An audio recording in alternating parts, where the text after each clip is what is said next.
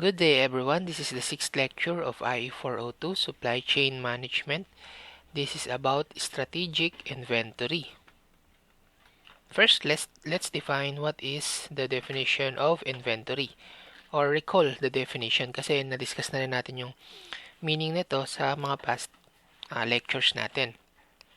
So pag sinabing inventory, yun yung lahat ng materials na ginagamit ng company, from raw materials or finished components, kasama rin yung mga in-process or finished products.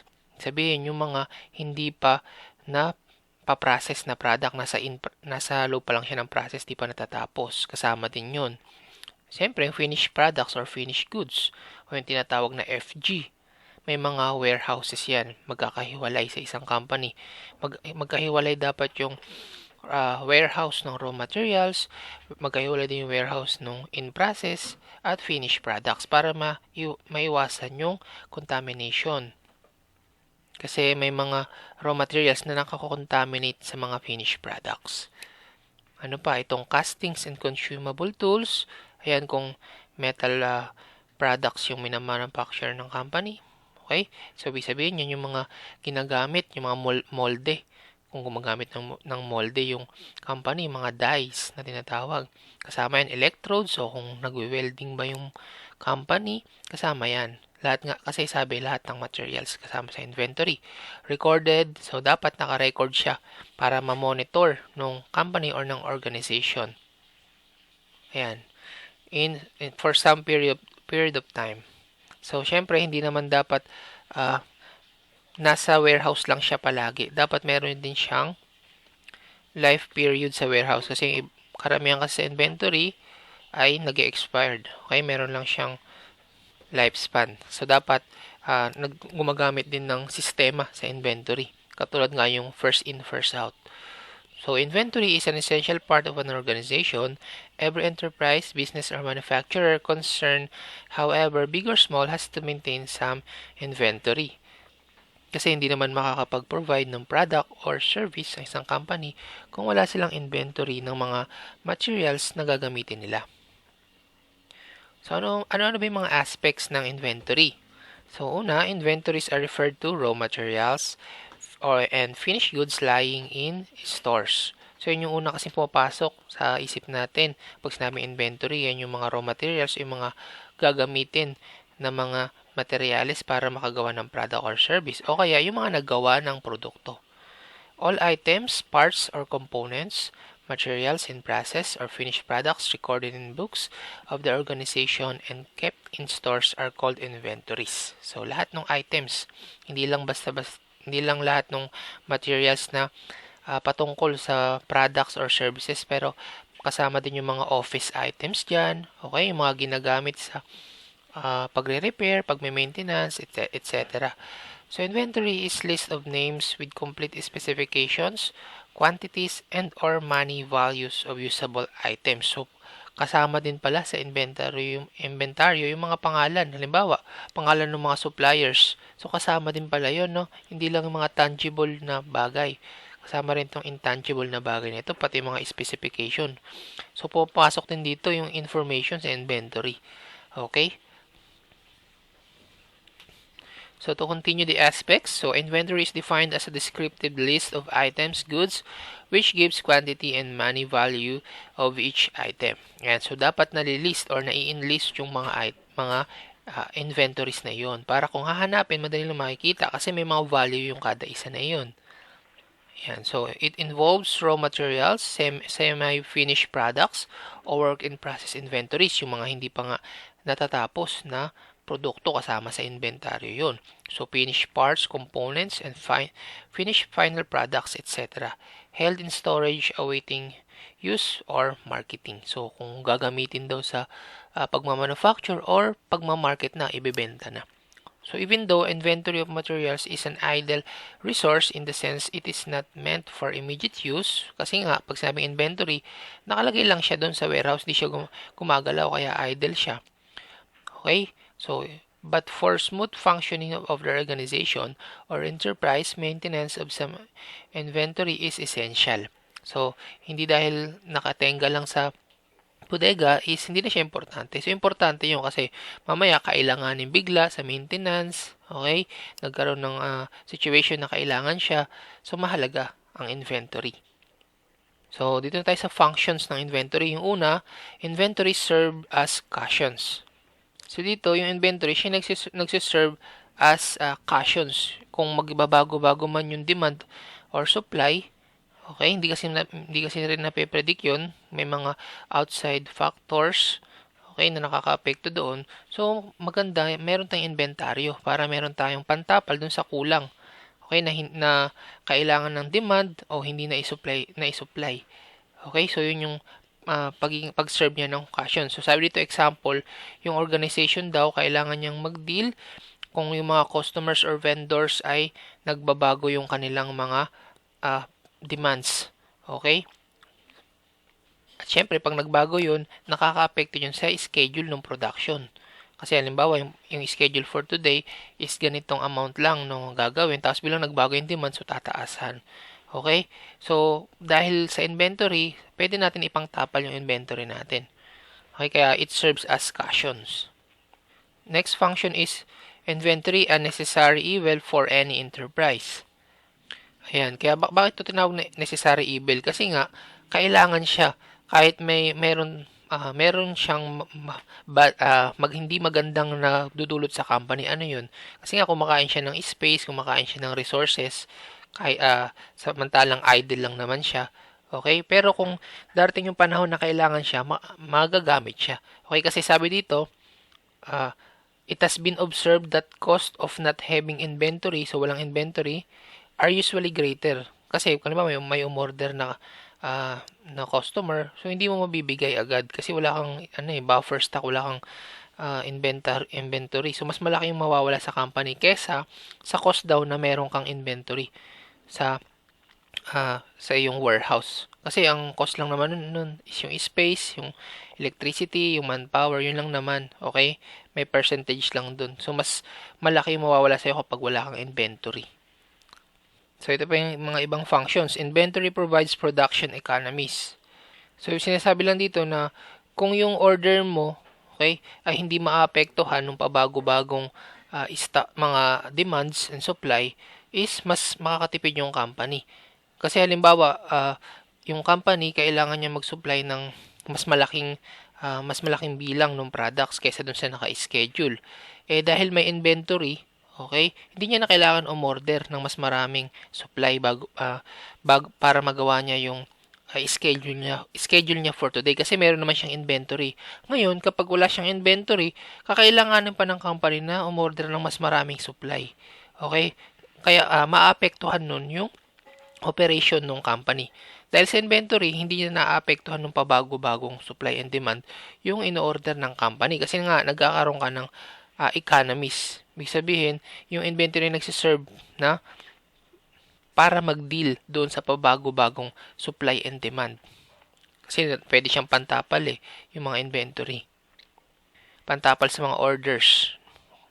Okay, so kasama din yung maintenance of smooth and efficient production flow. Kasi nga, dahil meron ka ng mga pantapal sa mga orders, ay hindi na maapektuhan yung mga operation mo. Kumbaga, smooth lagi yung operation, hindi yung naghahabol. Next, creation of motivational effect in decision making. Siyempre, nakaka-apekto rin yan sa mga policies. Halimbawa, sa purchasing department, ang policy doon is ganitong amount lang na o-orderin. Okay, ngayon, wala kasing inventory, kailangan gumawa ng mas marami, tataasan yung amount na iyon. Kung may inventory lagi na naka-stock, hindi na kailangan labagin yung policy na yun na ganito lang yung amount lagi na o-orderin. Okay, so ganun yung sinasabi dyan. So, importance of inventory. Una dyan yung pagbibigay ng service sa mga consumer. Kasi nga, hindi magkukulang yung company sa pagbibigay ng services and goods kasi lagi silang may stocks. Yan. So, hindi rin maapektuhan yung production flow. Tuloy-tuloy lang kasi hindi siya maghahabol kasi nga may stocks. Yan. Meron siyang protection kahit pa iba-iba man yung supply or demand kasi nga meron siyang stock sa inventory. Tapos itong pang-apat, sinasabi lang na hindi maapektuhan ng isang process yung another process. Kasi nga, independent sila sa isa't isa. Ibig sabihin, meron silang inventory of materials na nakalaan sa kanila. Kasi may mga nangyayari na dahil yung isang process ay nangangailangan ng mas maraming materials dahil walang inventory, naapektuhan yung pangalawang process. Okay? So, sa pamamagitan nun, mas makakapag-function yung mga resources katulad ng manpower, machines, and materials. At yan, kapag umu-order ng mga bulk, okay? Kasi nga, halimbawa sa isang period, isang bulk order, hindi mo na kailangan pang kumuha ng mga tingi-tingi kasi nga hindi, sakto lang lagi ang inventory mo. Okay? Makaka-discount. So, yung importance ng inventory. So, punta naman tayo ngayon sa types ng inventory. So, classification according to function or material flow. Yung una yung production inventory. So, ito yung mga raw materials, yung mga components or parts na ginagawa para sa mga assemblies ng mga product. So, yun yung mga binibili sa mga outside market sa mga suppliers. Okay? Next, yung work in process inventory. Yun ang mga tinatawag na semi-finish stage of product. So, hindi pa siya tapos na product. So, kasama pa rin siya sa inventory. Next, finished goods of inventory. So, yan yung mga ready na para i-deliver sa mga users. Kasi finish na yung mga goods na yan. Next, operating and maintenance inventory. So, yun yung mga inventories or material items na hindi siya kasama dun sa final product paggawa. Pero, kasama naman siya doon sa process. Okay, para patuloy-tuloy yung paggawa ng product na iyon. Next, miscellaneous inventory. So, dito yung mga obsolete, yung mga hindi na nagagamit na materials. Unsellable products o kaya yung may mga defects. Yan o, scrap. Yan yung mga subject for rework. Tapos yung mga palagi ang gamit sa office, alam mo, mga printers, okay? So, yun yung mga pang long-term na inventory yung hindi gumagalaw. So, yun yung mga miscellaneous inventory, katulad ng office supplies, okay, office equipments, okay? Yun. Next, ito naman yung conventional classification. Una, yung direct inventories. So, pag sa direct inventories, parte siya. Okay, parte siya nung product pagkatapos i-process yung product na iyon. Kaya siya tinawag na direct inventories.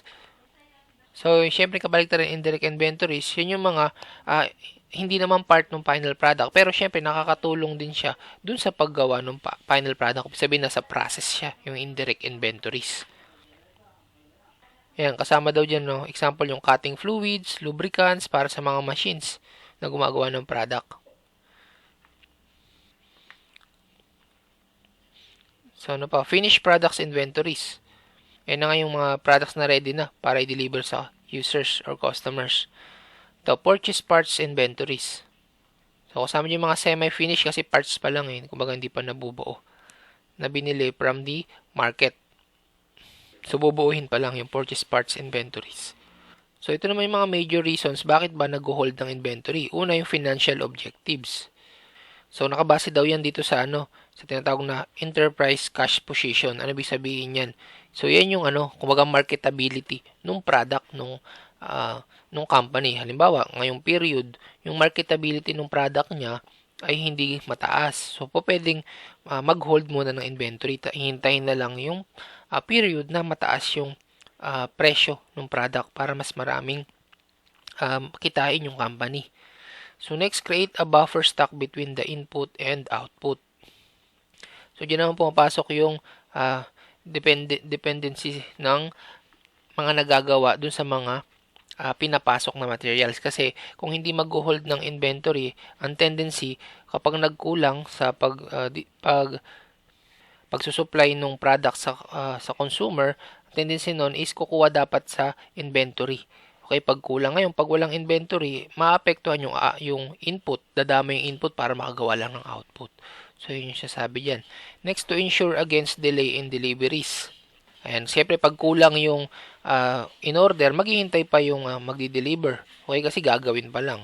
So, maiwasan yung delay dahil sa pag-hold ng inventory for that period. Halimbawa, for the second period, mas marami yung orderin. So, para sa ngayong period, mag-hold muna sila para ready sa second period. So, ganun yun. Ano pang reason? To allow for a possible increase in output if so required. So, ganun din. Kahawig din siya sa kanina. Okay? Para ma-sustain okay yung required output. Kung kukulangin man yung input, at least dahil sa inventory, masusustain yung kukulangin sa output. Next, to ensure against scarcity of materials in the market. Ayun, kaya yung mga company ngayon, bumibili na sila nung maraming raw materials bago maubusan. Okay, nag-i-stock sa mga warehouses nila. Next, to make use of quantity discounts. Kasi nga, pag maraming binili, tapos in-stock mo sa warehouse nyo, pag maraming nakabili, nagkakaroon ng discounts kaysa dun sa patingi-tingi. Mas marami kasing quantity na binibili, mas mababa yung presyo. Next, to utilize to advantage price fluctuations. Ayun, halimbawa, ngayon, mas mababa yung materials, bibili na yung company. Para pag tumaas na, at least makakatipid siya, hindi siya bibili nung period na mataas. Kasi papaiba-iba kasi yung presyo eh. Dapat malalaman yan eh ng mga purchasing agent kung kailan mababa yung presyo ng raw materials. Next, so ito naman yung mga types. Okay, so ito yung mga types ng inventory cost. So una dyan yung ordering cost. So ordering cost include payroll taxes. So kasama yung mga pasahod. Okay, at saka yung mga taxes doon sa pagpapasahod. Benefits and wages of the procurement department. Ayan, kasama din yung mga benefits nila. Siyempre, inuhulugan yung mga SSS, Pag-ibig, PhilHealth, etc. Yan, labor cost. So, kasama yan sa ordering cost. So, these costs are typically included in an overhead cost. So, yun yung tinatawag na overhead cost pool and allocated to the number of units produced in each period. So, ibig sabihin, kasama din yung kinukuha yung cost na yan sa kada period kung ano may nagagawa na units. Okay, kung kumikita ba yung company. Hindi lang basta-basta yung mga cost ng materials, pero kasama din yan yung mga overhead cost, mga bayad sa manpower na kinukompute kung kumikita ba yung company. So, yan, kasama dyan yung mga transportation cost, okay, pagdi-deliver ng raw materials. Tapos, cost of finding suppliers and expediting orders. Syempre, may mga representative yung company para maghanap ng mga mura at quality na materials, okay? Receiving cost, kasi pag re-receive ng company isang materials, kailangan pa dyan ng mga inspectors. So, i-inspectin pa. Kailangan na ng tao dyan. Then, clerical cost. So, ito na nga yung sa office manpower. Cost of electric data interchange. So, may mga transactions kasi, siyempre kasama na din yung internet. Okay, kung magpapaload. Okay, kasi kada agent, kailangan na cellphone yan para madaling makatawag. So, kasama yon. So, ito yung formula niya. Ordering cost is equal to number of orders multiply sa kung magkano yung ordering cost per unit. Next, inventory holding cost. So, kasama daw dito yung, halimbawa, pag nagre-rent, kung nagre-rent yung company ng warehouse, kasama yun sa holding cost. Kasi yung cost para ma-hold yung mga inventory sa isang lugar. So, itong inventory service cost, syempre may tao dyan, may guard. Okay, tas mga warehousemen. Inventory risk cost. So, pwede rin yun kasi pwedeng ma-deteriorate o mag-expire yung mga nasa inventaryo. Opportunity cost. So, money invested in inventory. So, ibig sabihin yung pera na naka-idle. Kasi, idle nga inventory, di ba? Kasama yon sa cost. Next, storage space cost. Kung gaano ba kalaki yung sinasakop ng inventory, kasama din yon sa holding cost.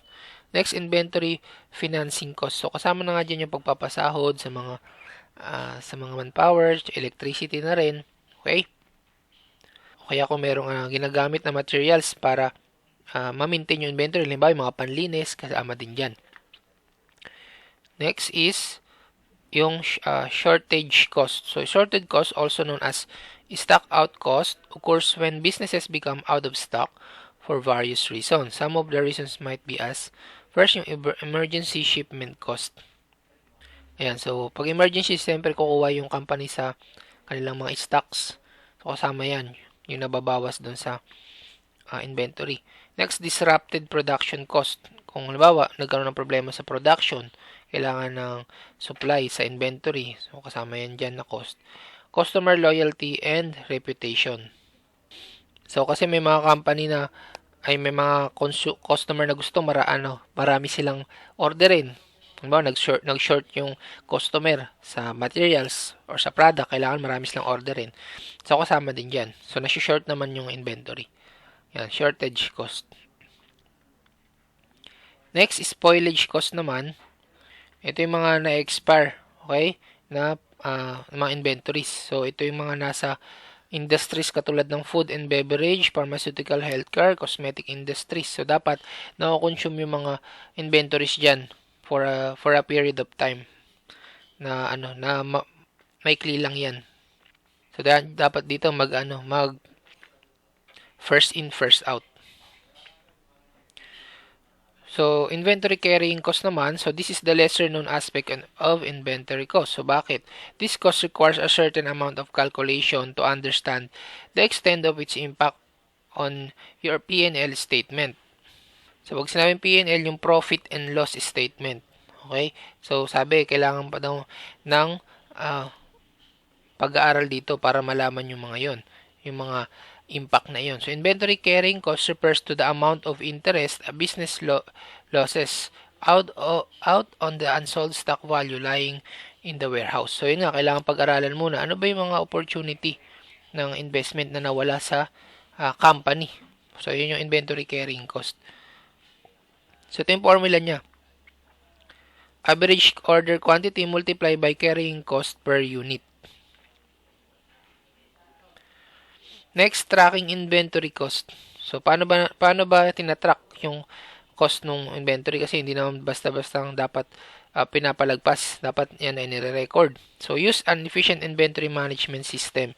So, ito marami itong software, okay, na binibenta ngayon online. Katulad yung SAP, okay, kung saan efficient siya or effective na rin sa pag-i-encode, pag-monitor ng mga stock levels. Next, manage checks and balance elements. So, yun nga, yung mga presyo. Okay, presyo ng mga products. So, dapat na-check lagi. Next, make a stock aging report. So, dapat nakikita kung gaano na ba siya tumatagal sa warehouse. Okay, kasi dati sa work ko, kailangan na pag nag-inventaryo kami, kailangan nakalagay din dun kung gaano na siya katagal sa warehouse. Para makikita nung production planner kung ano-ano ba yung mga materials na dapat gamitin na. Next, analyzing the fast-moving and slow-moving products. Kasama din yun kasi sa pag-arrange sa warehouse. Kung ano yung mga fast-moving, dapat siya yung nasa unahan kasi kumbaga madali siyang mailalabas ng warehouse.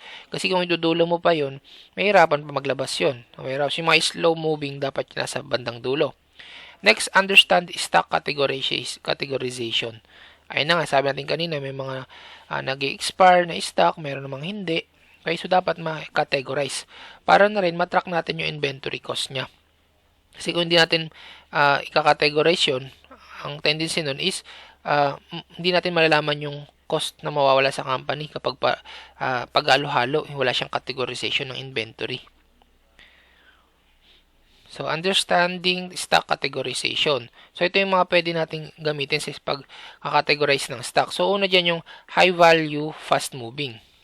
So, dito, para maintindihan natin to, kailangan natin analyze yung sales trends, okay, for these items and understand the average quantity sold per day. So, dun lang natin malalaman kung high value ba siya sa company, kung lagi siya nabibenta, or fast moving ba siya, lagi nga siya nabibenta. So, yan yung dapat natin alamin. Based on this parameter, we should have stock in the warehouse equivalent to its lead time. So, kung ano ba yung kung gaano siya katagal ginagawa, okay, dapat meron tayong stock din sa inventory. Kasi mamaya, matagal pala siya ginagawa. Tapos wala tayong stock sa inventory. Kapag kinailangan, walang magagamit. So, for example, if the lead time for high-value product is 7 days, and per day sales are 100 quantities of this product, okay, then there must be 700 quantity of this item in the warehouse at all times. So, ganun daw ang dapat. Kasi 7 days yung paggawa pa sa kanya, so matagal. Okay? Tapos yung sales niya per day, 100. So, ganun yan sinabi, pinag-multiply yung 7 tsaka 100. 700 dapat yung nasa warehouse. So, next, high value is slow moving. So, dahil nga sabi slow moving siya, hindi naman siya madalas nabibili. So, pwede naman niyang ma-schedule ng mga inventory team kung kailan kakailanganin ng customer. So, by schedule lang siya. Slow moving lang kasi siya. So, it is necessary to also analyze the ordering pattern. So, makikita dapat yung pattern. Okay? Kung kailan lang ba umu-order yung consumer. Example niyan, if a particularly high value product is usually ordered in April, so halimbawa April by a set of customers, in that case, we should keep stock of such product only for April. Okay, so dapat mag-i-stock tayo for that period kung kailan siya in-order. So another good strategy that can be followed for such stock items is the dropship methodology. Yung dropship methodology, it implies that instead of storing stocks within the warehouse, you directly ask your vendor to dispatch it at the customer's location. So, yung distributor mo, yung vendor mo, pwede mo naman kausapin na sila na mismo, okay, sila na mismo yung magde-deliver doon sa customers. Okay, kumbaga hindi na kukuha doon sa warehouse mo. So, this ensures you never have to bear the inventory holding or carrying charges for such stock items. So, nawala pa yung holding cost mo kasi kumbaga inassign mo na dun sa distributor mo or vendor. So, dito naman sa low value, fast moving. So, dahil nga low value lang ito, hindi ka naman magkakaroon ng mataas na inventory dito, holding cost, kasi mas mababa nga yung value niya. Yun nga lang, dapat naka-align din siya sa lead time kasi fast moving Okay, sabi dito, a good strategy would be to estimate their lead time per day. Kasama na yung sales. To keep at least as much stock as required kada lead time. Okay? Bago makagawa ulit. So, this approach is similar to the one followed for step 1. So, yung unang categorization. Yung pinag-multiply lang. However, we can afford to have a little extra quantity that can act as cushion for the sales team to upsell or cross-sell. Okay, so pareho siya dun sa first category. Dapat i-align natin sa lead time. Yun nga lang dito, kasi nga fast moving siya, dapat meron tayong cushions. Okay? Ibig sabihin ng cushions, may reserva tayo. Ano ba, mag-a-add tayo, imbis na 700, gagawin natin 800. Okay? Next, low value, slow moving. So, dahil nga low value lang siya, yan yung hindi, tas slow moving pa, yan yung hindi nagbibigay ng mataas na inventory cost. So, mababa lang yan. Yun nga lang, syempre may mga period or time na kakailanganin din yan ng company, katulad ng mga spare parts ng machine or items. Okay, so kailangan may stock din ito. So, many small business owners often ignore this category kasi nga low value and slow moving and do not stock these items. So, a good strategy would be to estimate the yearly requirement. Halimbawa, yearly requirement ng machine. Itong mga materials na to kasi nagme-maintenance. So, dapat magkakaroon sa stocks yun. After analyzing the sales pattern for the last 4 to 5 years, yan, ganyan siya katagal kasi slow moving.